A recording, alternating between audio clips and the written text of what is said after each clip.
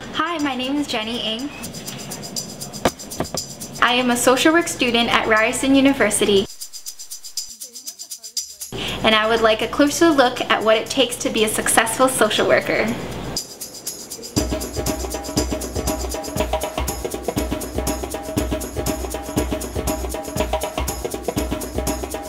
My name is Salim Hanif, and I'm a social worker, and I work in the RISE program at Birchmount Park Collegiate Institute for East Metro Youth Services. So RISE stands for Respect in Schools Everywhere, and it's a school-based violence prevention, healthy relationships program. I think when you first start as a social worker, there's a lot of little things that maybe you assume about personality, for example, that maybe you've seen someone who's acted in such a way, and then you see another person acting that way, and maybe you assume that that person would have the same issue or might have the same problem, and you might treat them in a way that was indicative of the first person that you were dealing with. And that's a huge assumption that shouldn't be made. What is the golden rule? Treat everyone the way you would like to be treated. I don't believe that either. I think you should treat everyone the way they would want to be treated. And I think vocabulary is a good indication of someone's intelligence. And I look forward to seeing what this young man could become in the future. I like to call him Miles Noel to the front. I think one of the biggest benefits of the social work program at Ryerson was the fact that we got so many hours in third and fourth year to do placements in whatever context you wanted to. And I think I developed a lot of the skills there. Like I said, building rapport, working with different stakeholders in whatever context you're in, interacting with different professionals and understanding kind of bureaucracy and understanding, workplace politics, which is something a lot of people don't pay attention to, and seeing how those spheres interact with each other and how you fit in there. And those are skills you can't learn in class. In terms of solid skills, I would say, like I said before, interpersonal skills, very important to develop grant writing ability, being able to use the computer, and a lot of multimedia applications that we have these days.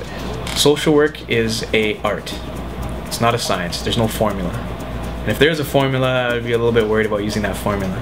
So there are going to be challenges, there are going to be failures, there are going to be things, bumps in the road that you run into because people are so different. You're not working with equations. It's not math. It's an art. Social work is an art. My name's Joan Mackenzie Davis, and I'm the Executive Director of the Ontario Association of Social Workers. Salim talked about social work as being an art. I think it is not just an art. I think it is an applied science. I can understand where he is coming from in talking about it being like an art. There's something that evolves, there's something creative, but there's more to it than that. I think it is an applied science. I think a lot of students probably underestimate the value of the theoretical frameworks that are being taught. I know when I started out in social work, I really had great disregard for theory. I was an experiential learner and flew by the seat of my pants, and it really wasn't helpful. I stay motivated by when I come to work every day, I'm not exactly sure what will transpire.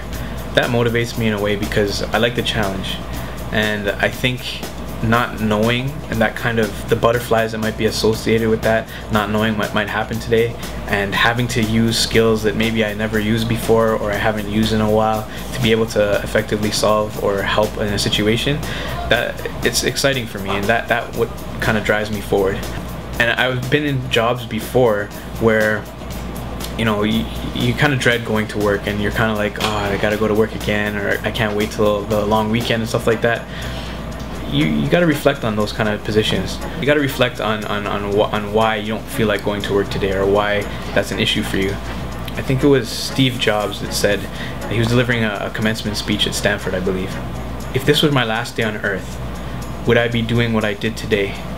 And if the answer's been no too many days in a row, then you have to reevaluate where you are in life.